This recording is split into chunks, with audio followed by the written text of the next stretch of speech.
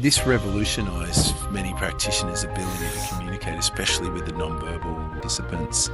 That ability to create two-way communication enabled them to get feedback and progress so much further in their goals because the two-way communication process was in place.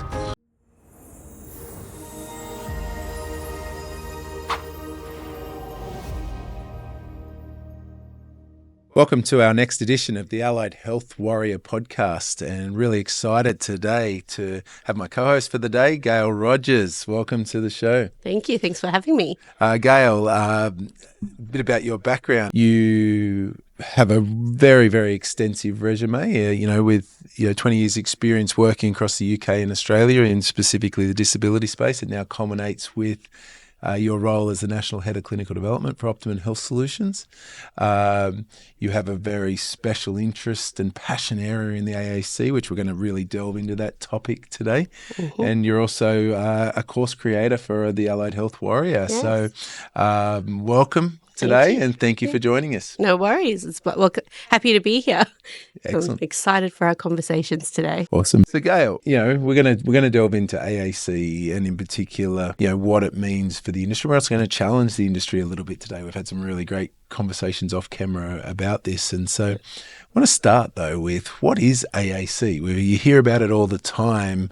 An acronym of what is it, and why is it such a speech pathologist's tool? So AAC is an acronym for Augmentative and Alternative Communication. Augmentative means that you add something to someone's speech. So it's clients who have limited verbal speech, may be able to speak but just need additional support. And then alternative is when you need a different way to communicate because you don't have functional verbal speech, you may be non-verbal and need something completely different to help you communicate day to day. AAC is broken down into three main areas. So we have low-tech AAC, which is things like signs, picture boards, symbols that you might exchange. Mid-tech AAC is stuff that needs power but might not be a robust language system. So it might be a single message switch or a picture board that has some speech generation. And then high-tech AAC is your more robust communication system. So these are systems that have full language systems installed. So these are systems that have full language systems installed, and they can help individuals to actually communicate at the same level you and I do. And some of these systems also have ability to do environmental controls and interact with clients' daily living in other ways as well. What do you mean by environmental controls? So these are controls where people might be able to use their communication device to turn on fans, to control their TVs. Gotcha. In some instances, some of the systems can actually help run wheelchairs. So when we work with OTs and physios, we can actually integrate those other environmental and goal needs into the communication system as well. So some more an advanced integration into daily living versus necessarily what AAC stands for, as in the communication. Yeah, so devices. It goes beyond just the communication, but we can integrate multiple goals into some of those high-tech systems as well. Yeah. So Mark, as a business owner, how do you see AAC being used? Probably at the moment I really see real silo mentality around AAC. Feel like it's very much considered just the speech pathology domain, and it's kept across in that department. I mean, when we talk about communication devices, my mind goes back to the importance of communication strategies, of which AAC is a part. But I remember we implemented keyword sign across our whole company and all practitioners across all the 7 disciplines. And this revolutionised many practitioners' ability to communicate, especially with the non-verbal participants. That ability to create two-way communication enabled them to get feedback and progress so much further in their goals because the two-way communication process was in place. And I just look at AAC and I think how much AAC can add to that. If keyword sign and just 6 to 10 really prominent, pain, fine, you know, some of those core tone. words. That's right. And I look back at most non-verbal people, and it comes across as a behavioural issue, but really it's a communication issue. They're trying to get 100%. what's out in their head to them. And I think I look at it at the moment that AAC is a very silo mentality, like leave it with the speech pathology. But I also see that when it has been implemented, it gets really embraced by the other professions, that because they get the benefit out of it straight away. Yeah. Now you've just discussed what AAC is. What is the industry's method of teaching AAC to young practitioners? Yeah. Sadly, it's not very robust. Even in the speech pathology degree or the speech pathology sector, most speech pathologists are only getting maybe one course on disability, and as part of that course, there's a one or two lessons that touch base on AAC for that population. Some universities are starting to introduce separate course for discussing disability as a subject and discussing AAC as a subject. But historically, AAC has been presented to clinicians as something that you go to when traditional methods of articulation and speech therapy have, for lack of a better word, failed at providing functional speech. And so once you've tried to do functional, get this person to talk and use verbal speech as much as possible, and you're seeing that that's not having an outcome and they're struggling, now we introduce AAC. And when it comes to other disciplines in the multidisciplinary sector, from listening to clinicians across my experience, many of them aren't even getting any courses on AAC or alternate ways to communicate other than verbal speech with their clients. So what problems have arisen due to this lack of, training and knowledge around the space? I've seen several. Firstly, speech pathologists themselves tend to delay the introduction of AAC, as I said before, until traditional methods of speech and articulation therapy has failed to create functional outcomes. And this means that some clients go years without a functional communication system that allows their language to develop. This is a huge problem for me because while speech develops quite linearly, most clients will have, most individuals will, neurotypical individuals will develop their speech sounds and clear speech by 8 years of age. In that same time period, language grows exponentially. From the ages of 2, at the age of 2, most kids have 50 words, and then from there they grow words by 8 words a day, which is about 3,000 words a year. And so even just their vocabulary is growing exponentially while we're still trying to get the child to articulate a single speech sound or some speech sounds in words. Sentence development as well.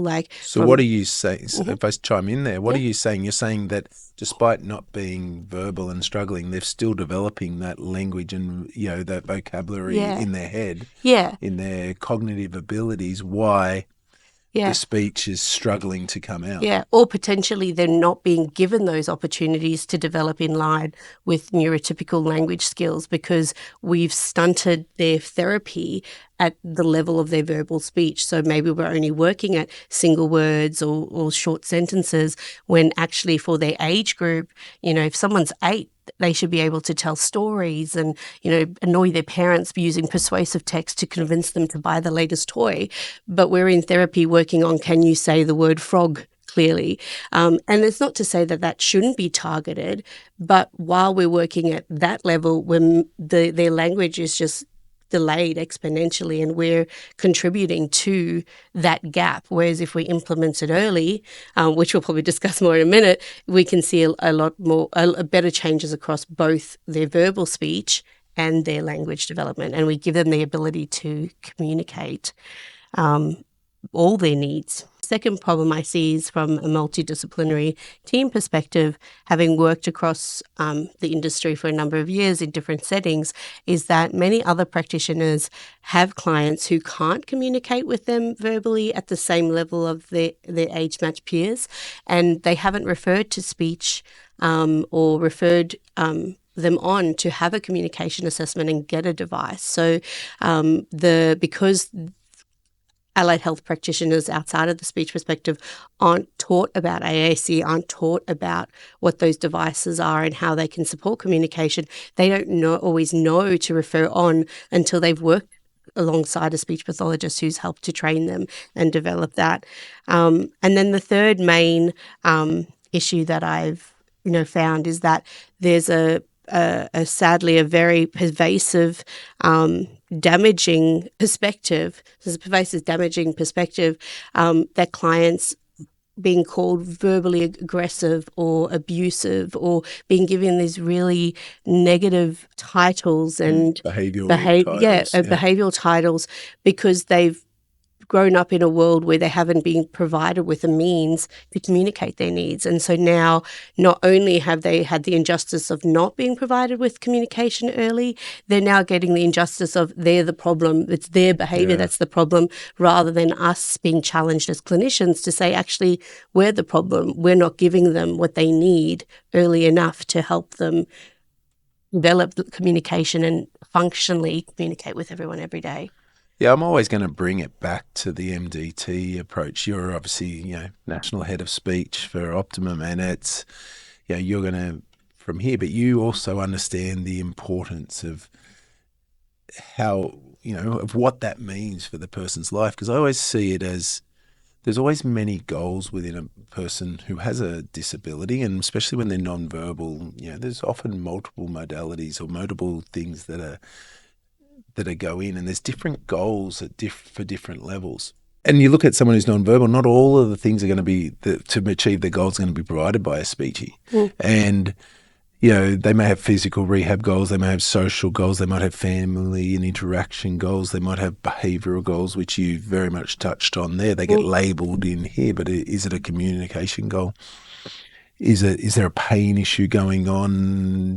Because they've never been able to communicate clearly, and although there's no physical mark, we know with inflammation and joint inflammation, rolled ankle could be as simple as a rolled ankle, but they're just not able, and yet they're in pain. And there's so many goals that go on in a person's thing. So if we come out of that silo mentality and think of it as like, okay, this is a two-way communication process. I look at it and I go, by implementing of AAC and communication pathways, you can fast track so many other goals.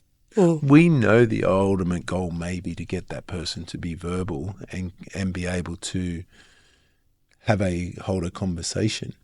But if you're stopping a person from communicating with their physio or their rehab provider and it's limiting their functional capacity, or they're not able to build social relationships because they are perceived as what you just said as, behavioural problems or, labelled as, they're stopping that goal of that, fulfilling that abundant life as such because of your lack of providing them a communication. It just makes complete sense to me. As we go down this path. I've often said, like, if you can't communicate directly with an individual, how are you really knowing what's going on for them? So like you said, can they describe their pain?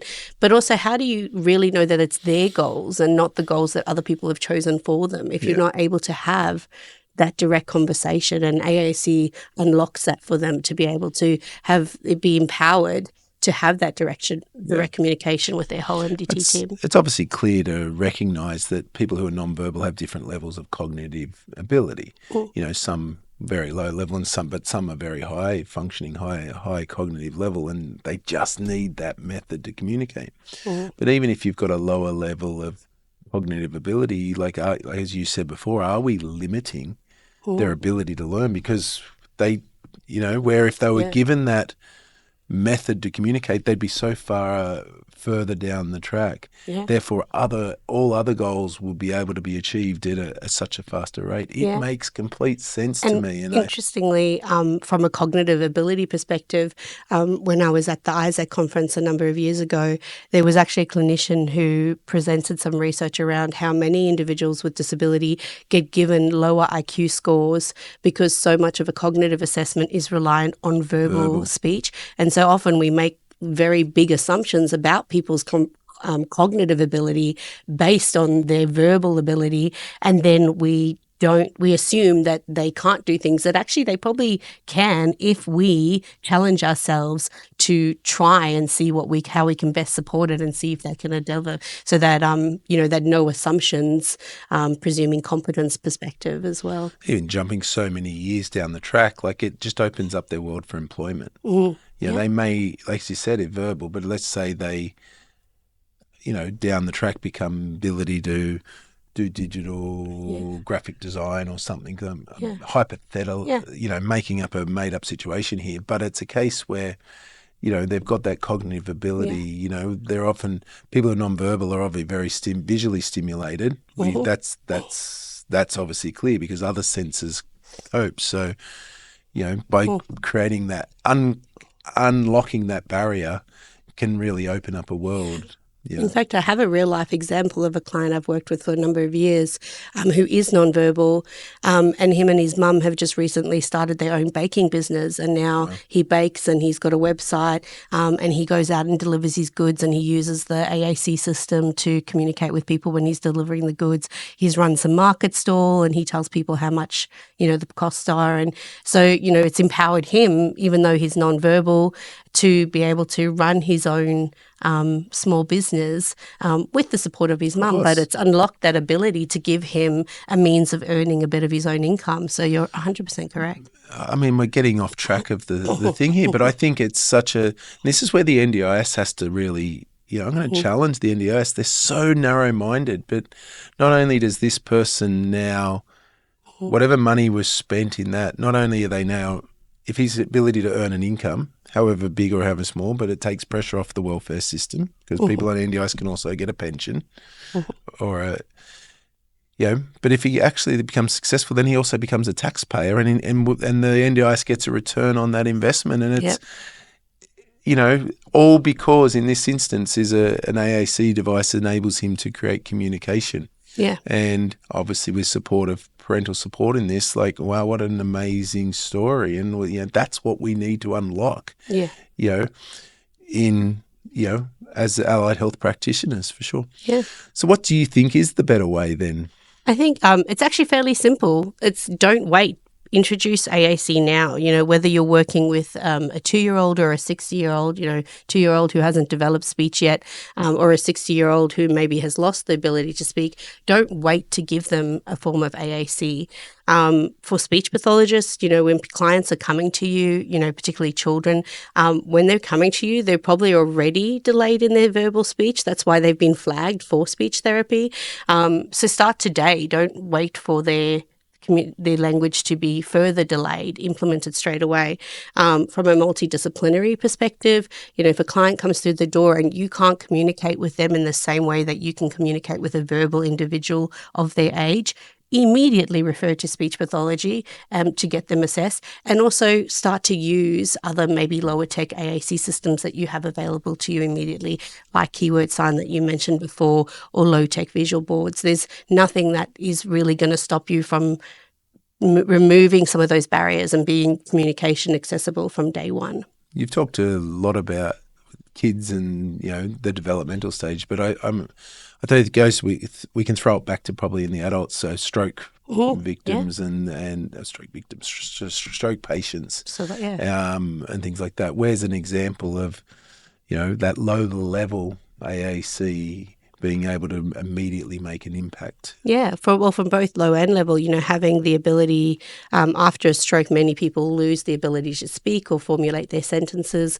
clearly, but often they've got some pathways in the brain that are still functioning to be able to communicate, and adding a visual system to that might allow them to, one, have a means to communicate while their speech is developing, but two, can also sometimes stimulate some of those neuroplasticity pathways and help them regain some of their speech. So, we know as the earlier we can create those pathways, the more higher ceiling you have. That's very clear in rehab, that ability to get immediately post. Definitely, yeah. So can use to augment what they already have and just help them get that message across, or can give them an alternate way of communicating and potentially, improving their skills across time. Does the speech development often work hand in hand with the thing, or what you're saying is get that AAC device of some sort, get the communication happen, and then do both. do both. Do both, because there's no reason you can't do traditional articulation therapy for kids or adults at the same time as having an AAC system. In fact, I often say, like, if you don't actually truly know what that person's trying to verbally articulate for you, you're having a guess. How can you actually provide correct verbal models for the speech? And so you can do both at the same time. You can be creating the sentence on the device and then practicing saying it verbally. So by no means am I saying put traditional speech aside. I'm saying do both. Don't do one and wait to do the other. Implement them at the same time and allow that person to have both speech development and language growth. And in fact, the research supports that opinion. There's a few pieces of research that have been coming out recently to show that the implementation of AAC early actually helps some individuals to develop verbal speech, whereas not providing it means that they haven't developed it. Yeah, awesome. What's your what is your perspective on how this would improve the client experience, not only for speech pathology, but in the MDT space? Yeah, I think it just opens up a world. Like, I think if you can work into any allied health practice and it can be communication accessible and you're given the time to be able to clearly get your message across, to clearly say what's going on for you and what your goals are, you actually become truly independent. You might need some supports with your system, but it really makes it possible for someone to be truly independent in their communication and not rely on others to make decisions for them. And I think that's just life-altering if everybody is challenged to create an environment that allows every individual to be their own advocate and have a system that allows them to do that. So Mark, as a director of a high-performing allied health company, what would you challenge the industry and other allied health professionals and providers in being able to implement AAC early? Yeah, I'm always going to come from the MDT clinic being the ultimate in the patient care model. There's always so many, as said before, there's so many different goals in a person's plan. And we as a team should always look at what is the most important, or how can these multiple goals be achieved at the same time, or whether one needs to be achieved first before you can attack the other. And it just makes so much sense to me that the AAC component, that ability to get communication two-way rather than just be spoken to and told what to, or getting some sort of feedback from the participant rather than just the family members, or being told what's on a plan. Like, to me, it makes so much sense that the MDT, because communication is 100% the very clear, to me, is the clear pathway. And I've seen it so many times, how making a change in one area can then really impact multiple other areas. And this communication space, is so important to being able to help achieve the goals. I do think vice versa, though, that as practitioners, all practitioners, if you can open up your mindset and go, well, this child or this adult or this person has a behavioural issue. Is it really a behavioural, or are they just getting frustrated with not being able to communicate what they're doing? And I can think so many times of, one time recently a patient was on the treadmill and, going, getting loud and starting to be disruptive within, and seeing all of a sudden the keyword sign happen. Next thing you know, that communication happened to the physio, and next thing you know, it was straight back to normal. And so if you can provide that device in whatever form that creates that communication, it just makes so much sense. All of a sudden, that what was considered potentially a behavioural issue was straight back to being normal, because they were able to think it might have been too quick. I can't remember what it was, but it might have been too quick, the treadmill, or, out of breath or whatever it was that they felt uncomfortable. Yeah. That And they're using those vocalizations to get your attention. So yeah, there's That's something's right. going on. Yeah. And so I think as practitioners, if we can look on speech pathology and the speech pathology knowledge around AAC to achieve those short-term outcomes of communication, we're going to open up the world for participants that are struggling in the non-verbal space, and we'll be able to attack these things head on. And we sometimes get caught, and this is why the MDT model is so important, because we sometimes get caught as like we've got $8,000 of funding or $4,000 of funding, and I'm going to maximize it from a business point of view. But I look at it from my point of view and go, well, how do we use this? Okay, do they have extra funding, private money they contribute to? But what is the complete treatment plan? And sometimes putting something on hold to address this short term so that we can come back and attack it with better communication could be the solution to the problem. And so I'm going to always come back to what role does AAC play, or what role does communication and, obviously technology, and with the changes and the developments have, it's going to open up the world. And I think you're right in, we all need to not silo. And the truth is the same needs to be for speech pathologists, need to be challenged not to work in a silo mentality, and don't work with the client's AAC system in a clinic room, week to week.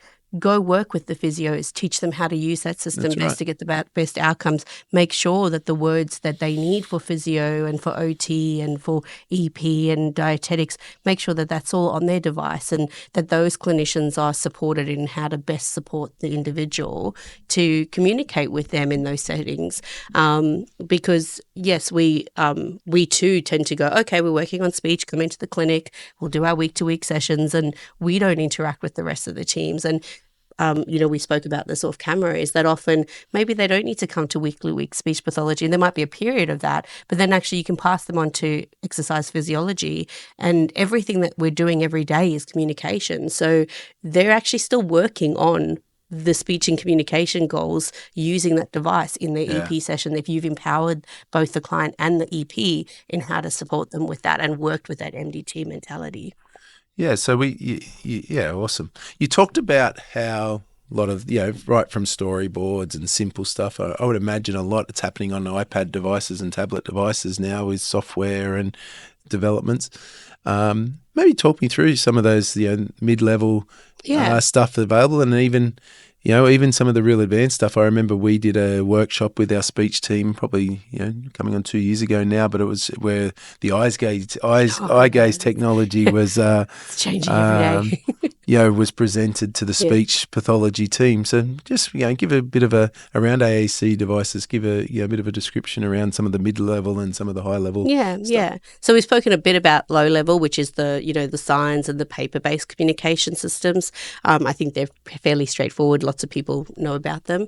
So from that mid-level perspective, it varies quite a lot. So you could have single switches, so things such as the Big Mac switch, where you can sometimes record one or maybe two or three messages in sequence, and the client can push the switch and it might just give a single message. So it might say, I'm hungry, or maybe great. In an EP space, I'm in pain. So is there actual devices that have all those things? Yeah, so it's so it can be that, so single message. Sometimes you have something like the Go Talk 9 where there's multiple pictures, and then they can push those pictures and they say the words, but it's on more of a separate box rather than a tablet as such.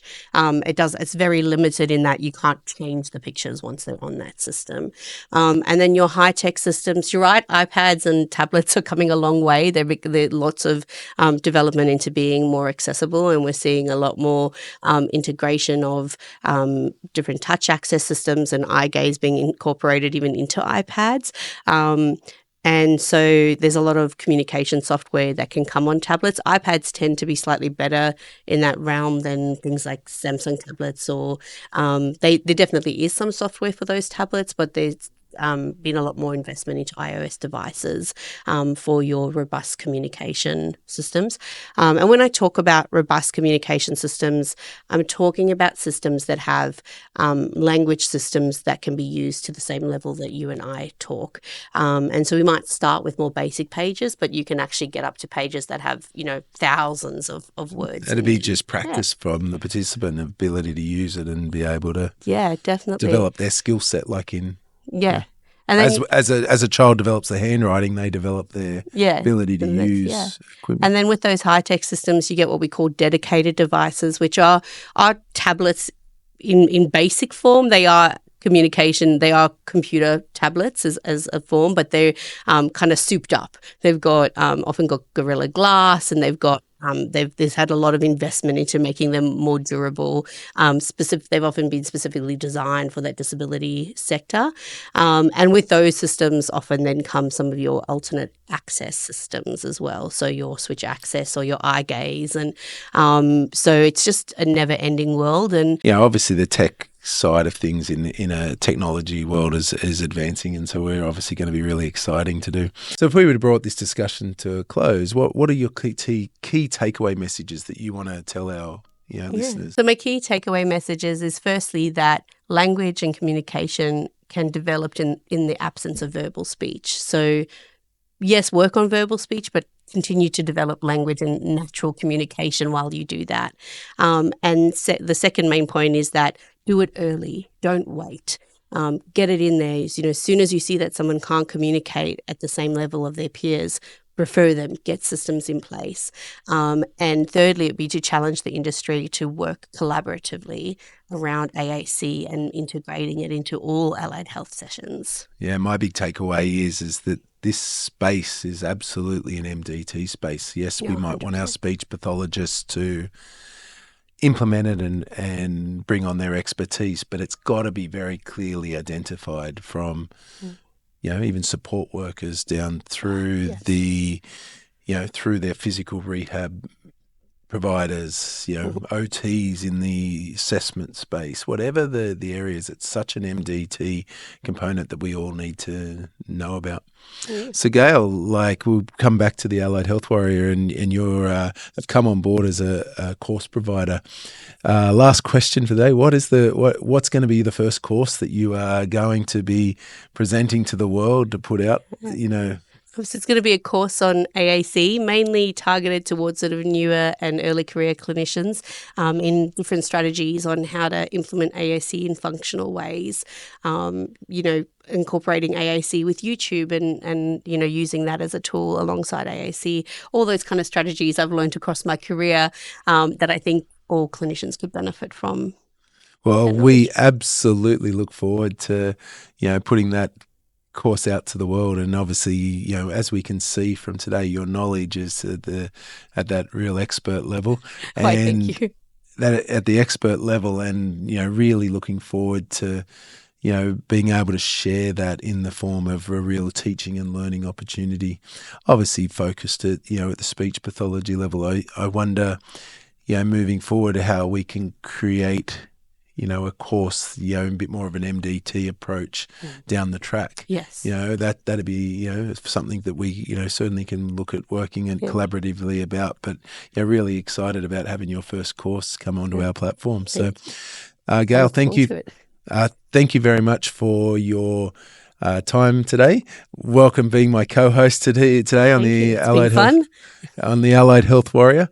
Thank you again, and look forward to our next time you're on the podcast. Fantastic. Thank you so much for your time today. It's great. My pleasure. See ya. See ya.